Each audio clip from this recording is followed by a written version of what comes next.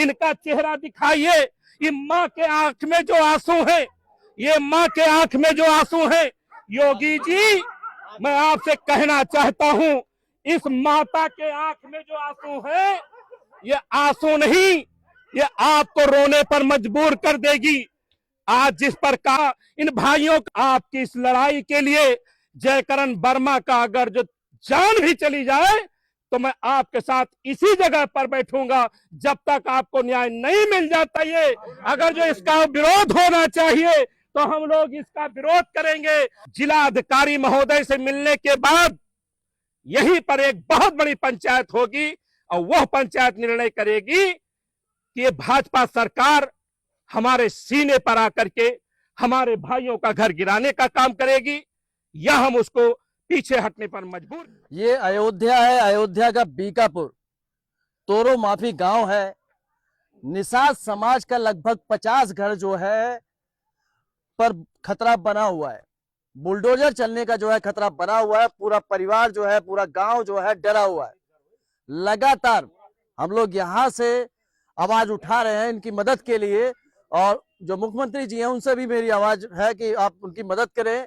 दूसरी चीज मैं कहना चाहूंगा, निषाद का वोट जो है सबको चाहिए, लेकिन निषाद समाज का जो है घर जा रहा है और कोई मदद के लिए आगे नहीं आ रहा है।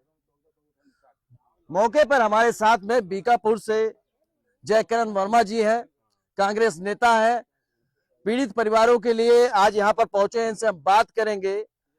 नेताजी करीब 50 परिवार है, सभी का घर खतरे में है और निषाद का वोट सबको चाहिए।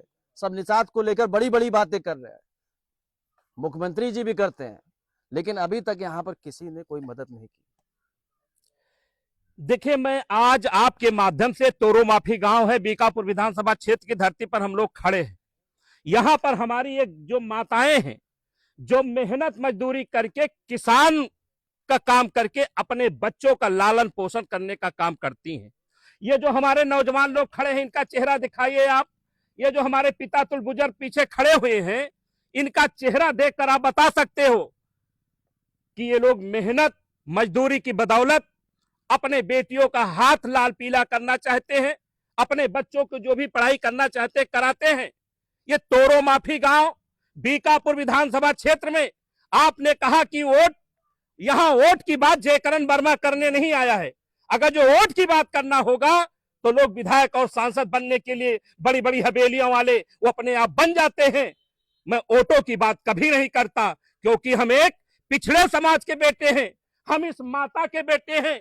ऐसी बहनों का पीड़ा मैं जानता हूं, ऐसे नौजवानों की पीड़ा जानता हूं। हम एक कुर्मी बिरादरी से, किसान परिवार से है। ये दर्द अगर जो मेरे अंदर नहीं हो सकता है तो मेरे राजनीति करने का कोई मतलब नहीं है। मैं कहना चाहता हूं, आपके यहाँ मोतीलाल जी बैठे हैं, निषाद जी, ये निषाद परिवार के लोग जो खड़े हुए हैं, आप इनकी पीड़ा दिखाने का काम कीजिए कि जब भी यहाँ कोई निर्माण ये भारतीय जनता पार्टी की सरकार करवाती है तो ये गरीबों के कलेजे पर, उनकी छाती पर चढ़ करके उनका विकास क्यों होता है। वो बड़े बड़े लोग जो उद्योगपति हैं, जो व्यवसायी हैं, जो दबंग किस्म के आदमी हैं, उनका खेत खलिहान खाली क्यों रख दिया जाता है। उनकी जमीनों पर कोई निर्माण या सरकार क्यों नहीं करवाने का काम करती है। मैं पूछना चाहता हूं इस सरकार से, अयोध्या के नाम पर जिस प्रकार से यहाँ पिछड़ों के जो आज हमारी ये माताएं हैं, इनका चेहरा दिखाइए। ये माँ के आंख में जो आंसू है, ये माँ के आंख में जो आंसू है, योगी जी मैं आपसे कहना चाहता हूं, इस माता के आंख में जो आंसू है, ये आंसू नहीं, ये आपको रोने पर मजबूर कर देगी। आज जिस प्रकार से आप लोगों ने, कहीं किसी का खेत ले लिया जाता है, किसी को बर्बाद कर दिया जाता है। आज हमारे इन माताओं का, इन भाइयों का, ये निषाद परिवार के लोगों का घर गिरा करके ये भाजपा सरकार विकास का नाम देना चाहती है। मैं ऐसे विकास पर थूकने का काम करता हूं। और मैं एक बात बता दूं, ए मेरे इस गांव के वासी निषाद भाइयों, कोई भी आकर कर आपके वोट की बात करता है, जयकरण वर्मा वोट की बात नहीं, लेकिन आपकी इस लड़ाई के लिए जयकरण वर्मा का अगर जो जान भी चली जाए तो मैं आपके साथ इसी जगह पर बैठूंगा जब तक आपको न्याय नहीं मिल जाता है, तब तक मैं उठने वाला नहीं हूं। अभी हम लोग आप लोगों से विचार विमर्श करने के बाद कि मैं लेखपाल से बात कर लूं, मैं सेक्रेटरी से बात कर लूं, मैं एसडीएम से बात कर लूं, ये नहीं हो सकता। इसकी लड़ाई बड़े नेताओं से शुरू करेंगे, बड़े अधिकारियों से शुरू करने का काम करेंगे। हम वो काम करने का काम करेंगे कि फोटो खिंचवा करके इसका खात्मा नहीं, ये लड़ाई लड़ने का काम किया जाएगा।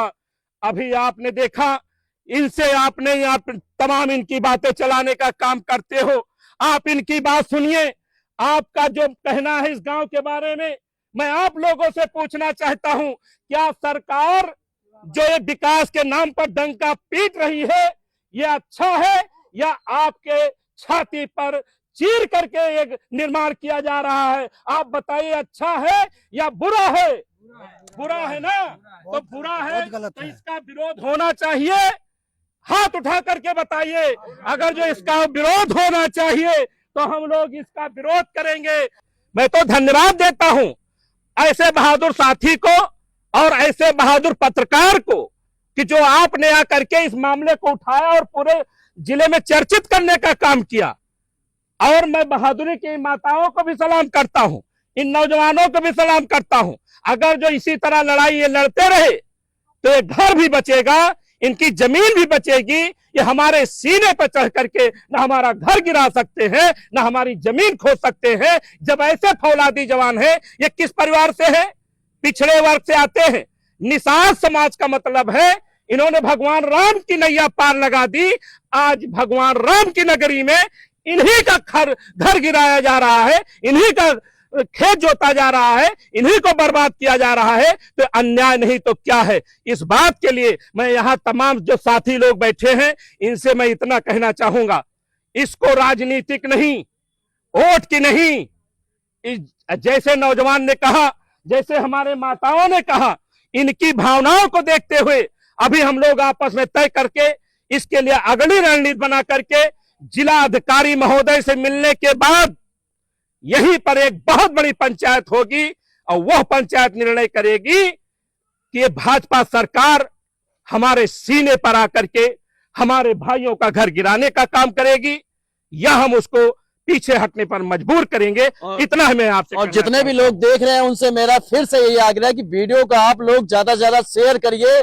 बीकापुर का मामला है, अयोध्या का मामला है, आपके जिले का मामला है, पूरे जिले से लोग यहाँ पर पहुंचिए। तोरो माफी गांव है, इन लोगों की मदद करिए। और जब तक ये आवाज उठाई जाएगी, जब तक इन लोगों की सुनवाई नहीं हो जाती, इन लोगों का घर बच नहीं जाता है, जब तक हम इस आवाज को उठाते रहेंगे।